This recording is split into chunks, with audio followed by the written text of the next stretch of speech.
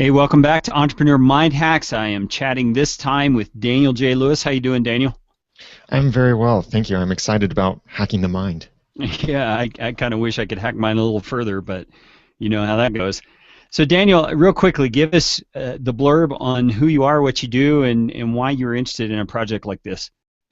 Well, I'm Daniel J. Lewis. I am an award-winning podcaster, a consultant, a keynote speaker. I help people launch and improve their own podcasts for sharing their passions and finding success.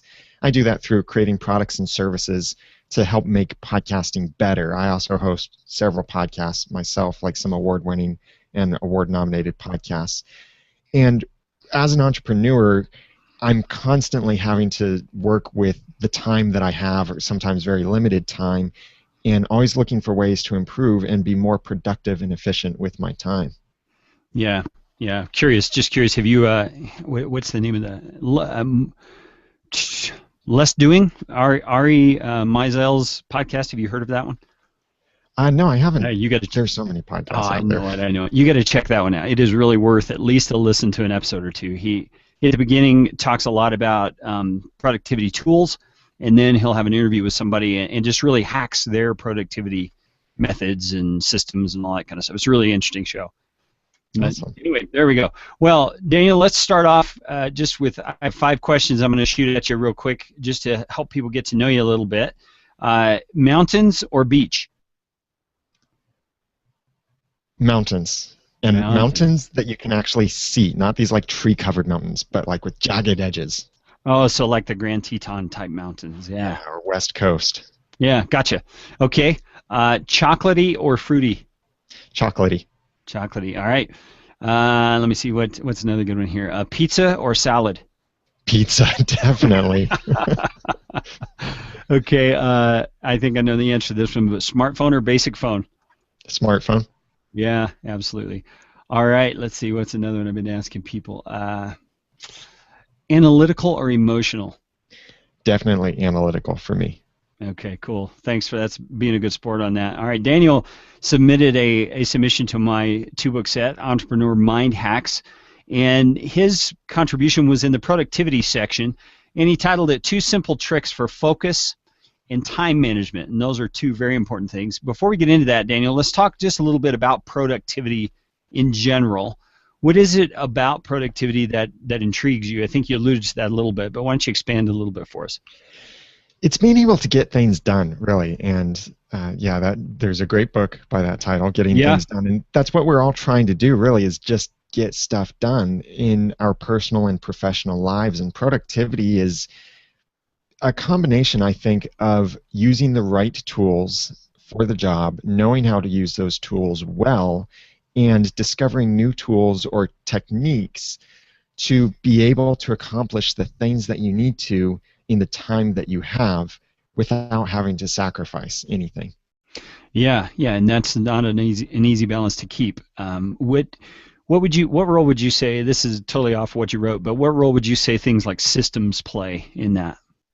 I think a system is important as long as it's not too complicated. Yes, your system can start to grow as you grow and mature in the system as well, but having a system is really important. The tools that you use, I think, don't matter as much, but it has to be a system that is simple enough for you to follow and is effective enough that it actually works and that you'll continue using it and stick to that system. I mean, you can have the best system in the world, but if you never use it, it's pointless. Or if it's so complicated that you're always using it incorrectly or you're spending more time on the productivity tool than trying to get things done, then it's no longer an effective system. Yeah, totally with you. When I first read the book Getting Things Done and then started implementing aspects of the system, it became a thing that I just didn't do, and it was an issue of habits, rebuilding habits. And after a while, I was so frustrated with not getting things done, I decided to go back and really give it a better try, and that's when it really started to click. So you're exactly right. It doesn't do you any good if you don't use it. So let's dive into what you shared. Yours was one of, I should say, one of the most practical, simple, but very helpful contributions in the book. And the first one you said, trick number 1 is to schedule your tasks. Now that sounds like a no-brainer, so tell us what you mean by that. Yeah, I found that you're not going to have time for something unless you make time for it. And sometimes making time for it means actually scheduling it into your day. I, probably like all the other entrepreneurs out there, often struggle with processing all of the emails that I receive on a regular basis. And I don't even receive as many as other people do. I get maybe 40 or 50 emails a day. Other people will get hundreds of emails per Yeah. day. But the times that I find that I'm able to process these the best are when I have actually scheduled time for every day to process my email inbox. And that's from a certain time to a certain time. It's typically an hour per day. And I spend or try to spend that hour doing nothing but that task, focused on handling my email. And then by doing that day after day after day, not only does it help form a habit that I know that my brain knows this is the time to do this particular task, but it's giving me regular amounts of time. Like you look at just in a week, if you set aside an hour per day to process your email inbox, in a week, that's 5 hours that you spent processing your email. Hmm. And sometimes you might look at your inbox and think, man, this is going to take 5 hours for me to get through all of this. Well, there you go, 1 hour per day for a week. And having that appointment on your calendar or whatever scheduling system you use is an appointment then that you need to keep with yourself. By putting it, especially if you use any kind of digital calendar in a scheduling system, by putting your own appointment in there, it blocks out that time and prevents other things from happening during that time. So no one else can schedule a meeting with you during that time. You don't take other calls during that time. You don't schedule anything else during that time. And if you use any kind of digital system, it's very likely that it will also remind you that that time is coming up. So you'll have these reminders that email processing time is coming up in 15 minutes, or it's now time to switch tasks and start doing your work on the email inbox. So I was going to ask you about that. You use automatic reminders then. Yeah, I do. I typically set my reminders for things that I need to be reminded of. And those would be, for most events, 15 minutes ahead of time for me, because that gives me enough time to slowly wrap up what I'm doing, maybe take a quick break, maybe use the restroom, refill my water glass, grab a snack, whatever it is that I might need, and then I can come back and refocus on the next task. Yeah, all right, that's cool. There was another contribution in the book by Phyllis Kerr that was called "Living a Calendar-Based Life." It sounds very similar. She's got a whole system for using a Google Calendar to do exactly what you're describing. So, what are some other tasks? You mentioned email. What are other tasks that you would schedule in like this? Really, anything that you want to do, or maybe anything that you find yourself doing and wasting time on, Hmm. but that you want to do in some way. Like for me, it's participating in social networks. I actually have that scheduled into my daily calendar for a time for me to participate in social networks. Especially for me, that is important for my business, because being a podcasting professional, I feel that it's important for me to go out there and interact with people, respond to tweets, post in Facebook groups and such. And this isn't just marketing. Sometimes it's just helping people answer a question and provide solutions for people or point people in certain directions. And I think that really builds my brand, and it shows that here I'm not just asking everyone pay me, but I'm giving back to the community. But it is easily a time waster. It's very easy to just, during a downtime while I'm waiting for something, to decide, oh, I wonder if there's anything new in the Facebook group for podcasters, or anything else like that. So as silly as it seems, I do actually have social media participation scheduled in my calendar on most days of the week.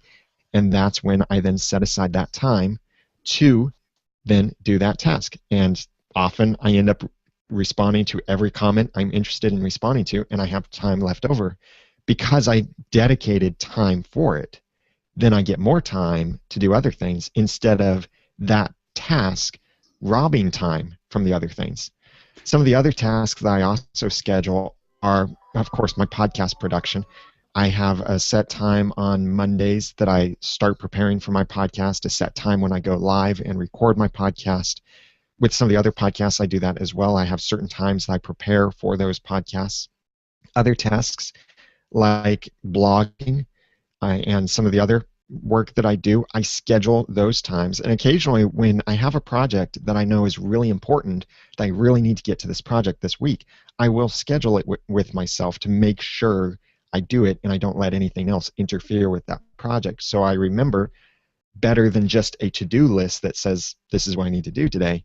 I know that, okay, at this time, at 2 o'clock, I need to start working on this task, and I'll probably be finished with it by 3 o'clock or so. Yeah. And let me ask you a kind of an application question. How do you use that sort of an approach when it comes to projects? Because projects usually, stretch out over days or weeks or months or however long. I mean, you mentioned to me before we started, you just have released a course of some sort. I mean, I'm sure that took much longer than just a scheduled time on a calendar one day. So how do you fit those in? That sometimes it's not so much blocking out the complete time, although it might be. Like I might decide I'm going to work an hour or 2 hours on this particular project these particular days of the week, and that can be a great way to focus and get that stuff done. But it can also be more of a bit of an accountability for myself, that my calendar will remind me at this time I need to switch over to work on this task. So I start switching over, I start working on that task, and then I might just continue working on that all day, but I might not have ever made that switch to that task. I might have been chasing all the little fires that I need to put out, or I think I need to put out, Yeah. instead of doing that task. And by the time the day is over, I realize, oh man, I ran out of time. Where'd the time go? I didn't get the stuff done that I needed to. So sometimes the calendar is just a way of helping myself be more accountable to the tasks I need to do in that day. Yeah, that totally makes sense. And you kind of alluded to one thing I was going to ask you there. There comes a point for me anyway where I have to make a decision about what is worth me actually scheduling time for, and what do I just need to toss and say I'm not going to do this ever. It isn't a good use of my time. How do you go about that? I have to think, what's the return on investment here? And not in the sense of actual dollar figures, because sometimes that can't be assigned to certain projects, like social media participation. Can I Yeah. assign a dollar amount to that? No, I can't. Hmm.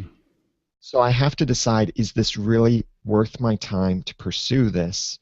And especially with my now having a virtual assistant, there are certain things where I have to remind myself, oh, this would be a task that would better be served by my virtual assistant, because I really don't need to sit here and copy and paste these 200 lines of text into this other thing.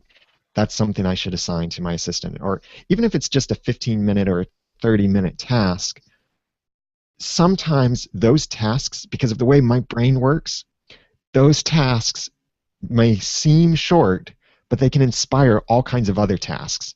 I might be working on something, and it takes 60 seconds for something to process. And while that 60 seconds is processing, I get an idea of something else. So I start chasing something else, and I start multitasking, and then start splitting up my focus, and stuff starts not getting done. And it's all because of my brain is thinking of all of these different tasks, and they're inspired to think of new tasks. When if I just assign that project to someone else, then I can focus on a different task, because that other person won't be distracted like I will. They won't get all of these ideas of other things they should be working on, because they know this one thing is the thing they need to work on. So in a way, I'm kind of treating myself like I should be treating the people who work for me, is I'm assigning myself one specific task during a specific time. Yeah. Sounds kind of like you're setting up a structure or a system that will help you discipline your own mind, discipline yourself to stay on track. It is, yeah, and some people might not struggle with that as much as I do. I know that, well, one of my biggest struggles is procrastination and time management. I'll put things off, or I get distracted by, the shiny new things or some new task I think Yeah. of. And giving myself this extra structure is what helps me to stay on top of things and accomplish things. And when I see that I'm falling behind on the tasks I need to do, it's because I wasn't following my structure as much as I should have been. Yeah. Yeah, that makes total sense. So let me ask you a question real quick about the VA. This is not something you wrote about, but I'm at the point in some of my business ventures where I'm about to need to hire an assistant like that. How do you determine I mean, for me, I can see a situation where, yeah, I don't need to be copying and pasting all this text, but I can do it just as fast as I can write up instructions to her of how to do it. So, so how do you go about determining if it's worth writing up the instructions, or you just do it yourself? That is hard because there are those things where I think I could do this in 30 minutes and it would take me 15 minutes to describe this. Well, one way is to make it faster for you to describe the process to your assistant or your team members, whoever it is that you need to get to do this task. And the extremely valuable, here's bonus stuff. The extremely valuable tool I found for that is this little app called Jing. That's Jing. It's a free screen recorder that can record up to 5 minutes at a time. And it's very easy to then share to sharecast.com or screencast.com. It's not very high quality. The audio isn't very high quality, but it communicates well enough to your team. Yeah, it's not as good and as flexible as something like ScreenFlow or Camtasia, but if you start working with a tool like that, you might get distracted by the power of the tool. So what's really cool with Jing is I just launch it, record either my entire screen or a little portion of my screen, and I demonstrate my doing that one task. And it might be like step one of these 100 steps or repetition one of these 100 repetitions. So because I'm describing it and showing them, they say a picture is worth 1,000 words, and it's often true, where if I'm showing them how to do this, it's taking me much less time to show them than to try and write it out and make sure that I describe everything properly and tell them which links to click on. In my videos, I often, or when I assign my tasks, it's often just, here's a new task, this is the title of the task, I give the title of the task, watch this video for instructions, here are the URLs that you'll need, I mentioned these in the video. And making it simple then for me to share it, yeah, it takes me 5 minutes or so, maybe 10 minutes to assign that task. But by doing that, not only am I saving myself potentially double that time or even more, a lot more time than that, I'm also processing these things better myself by getting them done instead of having all of these little tasks stacking up for me to do. I'm passing them on, delegating them so I can focus on what's really important. And many of these tasks often repeat themselves. Yeah. So I may think right now, okay, I only need this task done right now. There are these 100 items that need to be processed. Well, then a month later, oh, guess what? I've got 5 more items to process. And yeah, it might take me only 5 minutes to process those 5 items, but it takes maybe 10 seconds to just contact my VA and say, hey, remember that task before? Can you do that again with these 5 new things? And then that is much more time that I've saved. Yeah, that's great. That's great. Let me throw another resource in there too. You mentioned Jing.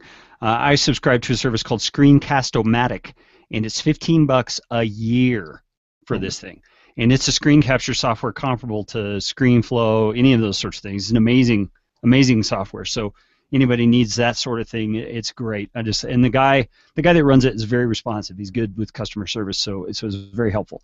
All right, let's move on to trick number 2 that you shared. Daniel, you said use a timer to avoid distractions. Now, a timer. What in the world do you mean there? Any kind of timer that you have, even if it's that you grab your kitchen timer or you set an alarm clock or you use the timer on your smartphone or tablet, or you go to a website like e.ggtimer.com, which is egg timer, but just the E split there. Any kind of timer like that can help you focus. It's called the Pomodoro technique, and that is where basically you set a timer for yourself, let's say 25 minutes, and you focus on whatever task it is you need to focus on at that moment for those 25 minutes. This gives you extra mental freedom because you'll get distracted during that time, most likely. But what you can do is you can then defer those distractions, because if I'm halfway into a 25-minute period and I get a distraction of, oh, I wonder if such and such email came in, I can look at my timer and realize, nope, I need to focus, and I can check my email in 12 and a half minutes. I can wait 12 and a half minutes, sure. It's kind of like, I used to do teaching with children, and one of the major things that children will always say is, I need to go to the bathroom. The first question you should always ask a child is, can you wait? And the answer is almost always yes. And that's what this is like with these little distractions that you get is, can it wait 10 minutes? Yeah, sure it can wait 10 minutes for you to reply to that tweet or check your email or let someone go to voicemail and call them back in just 10, 15 minutes, whatever it is. By doing that, deferring those things, then it's giving you more mental freedom to focus on that task right then. And when your timer runs out, you can then pursue those distractions if you want to, or you may find yourself in a great zone because you've focused and spent so much effort on focusing for those 25 minutes or whatever your time is. You may be in a really good zone then just reset your timer for another 25 minutes or however long you want it to be, and you can get really productive work done during that time. So much of what we do in trying to get stuff done is often just the transition into it. I've seen different studies that have said stuff like it takes up to 15 minutes. Sometimes people have said it's up to half an hour for you to really transition your brain from one task to another. So if you're focusing for 25 minutes, a lot of that is your brain transitioning into that task, and you may find yourself at a great point where you are just in that zone. You are writing like crazy, you're podcasting, you're whatever the task is, you're in that zone because you've disciplined yourself with what seems like simple discipline, just to think, yeah, I can pursue that distraction in 10 minutes. But then 10 minutes comes and you realize, kind of automatic prioritization, you realize, no, I don't want to pursue that distraction now. I'm in the zone. I want to keep working on Yeah. this thing. And you get more done that way. Yeah, that reminds me of Cal Newport has done a lot of research. He's a college professor, and he's done a lot of research on the different types of work that we do. There's creative kind of work, and then there's I can't remember exactly what he calls it, but it's like administrative type work. I think he calls it knowledge work. And he's saying you need different amounts of time for different types of work. And your egg timer thing sounds very similar to me. So you use a digital one, or do you use an actual kitchen timer? I use a digital one because everything I do seems to be digital. So Yeah. either I will use my phone, and if you have a smartphone like an iOS device that has Siri on it, you can just hold down the button to activate Siri and say, set a timer for however many minutes. Huh. And it sets that timer. Or you can use a web app like Egg Timer, or there are specialized apps for this. For if you search for something like Pomodoro Timer or Pomodoro Technique Timer or app, you'll find free and premium apps that can do this a little bit more effectively for you. But it can be as simple as just a timer, a kitchen timer, a timer on your phone, just something where you can look at it and see how much time you have left. It is important, I think, for that timer itself to not make noise Hmm. while it's ticking down. And that's where a kitchen timer might not be a good idea, depending on what kind of kitchen timer you have. You don't want to be working while you hear this in the background. You know, it's funny that you say that because I was thinking exactly the opposite for myself. I was thinking if I hear this tick, tick, tick, tick, especially if it's like an administrative task or something like that, it might motivate me to work harder, to work faster, because I want to get this done so I don't have to keep doing it throughout the day. You know what I'm saying? So, interesting Yeah, and way. that could be a psychological difference there. Like, I know that when I'm sick, one of the first things I often ask my wife to do is, would you please move that clock out of the room? We have a couple analog clocks that do make a tick sound every second, and that drives me crazy when I'm sick, especially. And like Hmm. driving in the car, sometimes the rhythm of the windshield wipers just always drives me nuts because the rhythm never matches any song that ends up getting stuck on my mind. Yeah. So for me, having that kind of rhythm of a ticking clock doesn't work well. That creates stress on me. But yeah, for others, it might create a good kind of stress that inspires you to work faster. Or some people say that men work better under pressure. And I think everybody in general kind of works better under pressure. So maybe the ticking clock gives you that extra pressure that you need in order to work better. Yeah, maybe so. I think if I were doing knowledge work like Cal mentions, maybe the timer would be the noise would be a good thing. But if I was doing creative work, I think I'm like you. The noise would drive me nuts. Yeah. So yeah, I got to get focused there. All right, well that's cool. Now, are there any kinds of tasks that you would see not working well with a timer? I think the kinds of tasks that have an indefinite amount of time or where you don't need to focus that much. on it. For example, one-on-one consulting or talking with someone on the phone. I think, in a way, it's quite a bit disrespectful to set a timer on that and to say, okay, Mm. I've got exactly 15 minutes. When this is up, I'm hanging up. And or for them to see you set a timer or anything like that. Yes, to be Right. conscious of the time. I saw you look at the clock there. Yeah. You just keep looking at your watch. Yeah. Yeah. Yeah, to be conscious of the time is one thing, but to make someone feel like they're on a timer is another thing. So I think that's an instance where you wouldn't want to do it if you're interacting with other people, especially face to face or voice to voice. I would say that's not when you should use the timer technique, but more just a calendar technique. Block out Sure. that amount of time. Um, Other tasks, I think, at least the resetting timer thing might be certain tasks that you've been dreading. This is a Mm. technique that I learned from Steve Robbins from the Get It Done Get her guys, done, guy. Breaking Yeah. Dirty Tips. You know, the Mm. title goes on and on. But in there, this is a way that I've been able to clean my office and clean rooms that I would have never otherwise clean. And it's the flip side of a psychological thing of using a timer is when you tell yourself, I'm going to give myself only 15 minutes to work on this task, then it seems very attainable. You give yourself those 15 minutes and you work on that task. If you then do reset the timer after that and continue working for another 15 minutes, depending on the task and your feelings about that task, there might be a psychological switch that goes on that the next time you need to work on that task or continue working on that task, you might be thinking, oh, the last time I worked on this, it took me an hour to put this stuff away. I don't have an hour right now, so I can't work on this. When really it's just 15 minutes, but you're conditioning your brain to think a 15-minute task means an hour-long task. So those would be times that, yes, you could still use the timer, but don't reset it. And I'd suggest that be those things that you really, really dread, like cleaning or other kinds of things. Set a timer. When the timer is done, you're done, or wrap up as quickly as possible. That way, the next time you have to do the task, you know, I only have to do this for 15 minutes. Yeah. Yeah. I think that's good. I think it would also motivate me to just get it done in that short amount of time, so I wouldn't procrastinate during the task. You know. Yeah. Yeah. So, And it's well, another one of that's those things that over time, when you look at it, like in a week, if you spend just 15 minutes a day cleaning a room, over a week, that's more than an hour that you've spent cleaning that, an hour and a half spent cleaning, and that might be what it takes. But you can't afford that on a single day.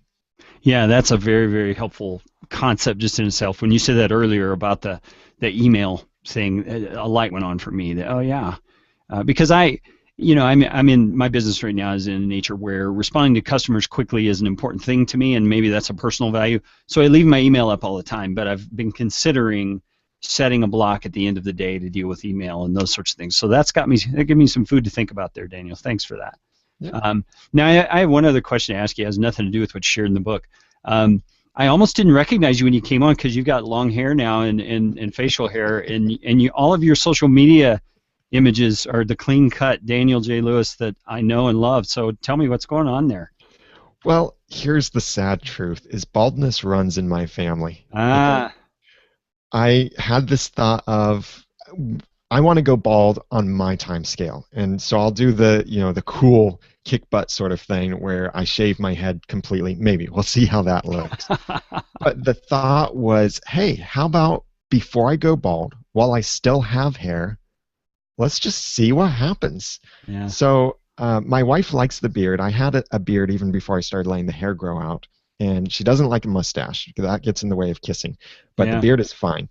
And the hair growing out was a bit of an experiment, and it it grows on me, pun intended. And my wife actually likes it. And there are certain ways now that I have more sympathy for my wife because there would be times where we might be walking from the car to a store, and my wife would be saying, "Oh, my hair just keeps blowing in my face and in my eyes. I can't see." I just thought, come on, you can just keep walking. You can see. And now I I realize, and I've said a couple times to my wife, wow, you're right. You really can't see when the wind is blowing the hair in the face and other things. So I have a better understanding now for what my wife goes through with longer hair and can appreciate that more. So, in a way, it's making me tempted to recommend that any husband grow his hair out long at least once, just to Wow. sympathize with his wife more. I don't know if I So, would actually recommend that, but yeah. something to consider. Not only productivity hacks, we're getting some marriage hacks here. This is good stuff. All right, well, Daniel, I appreciate your contribution to the book and your time. Why don't you tell us, give us a 1 minute shot. Here's your egg timer of what's the most important thing you're working on right now that you want people to go check out. Tell us what that is. I am making more products and services for podcasters to make it easier for you to make your podcast even better. The home for these are at theaudacitytopodcast.com. Like I already have SEO for podcasters and my podcast reviews, a couple products and services out there. But what I'm working on for this year is more things like that, more products, more services to help you launch or improve your own podcast for sharing your passions and finding success and make it even better. That's great. Thanks for sharing that with us. Daniel is one of 25 contributors to my two-book set, Entrepreneur Mind Hacks. It is a pay whatever you can sort of a resource. So you can go and pay as little as 99 cents and get both books. And it's over 500 pages worth of hacks like what Daniel has shared and many other kinds of philosophical things. There's all kinds of stuff in there. So check it out at kerrygreen.com/mindhacks. And Daniel, thank you for being with me today. You're very welcome, Carrie, and thank you. It was an honor. Well, good. Thanks.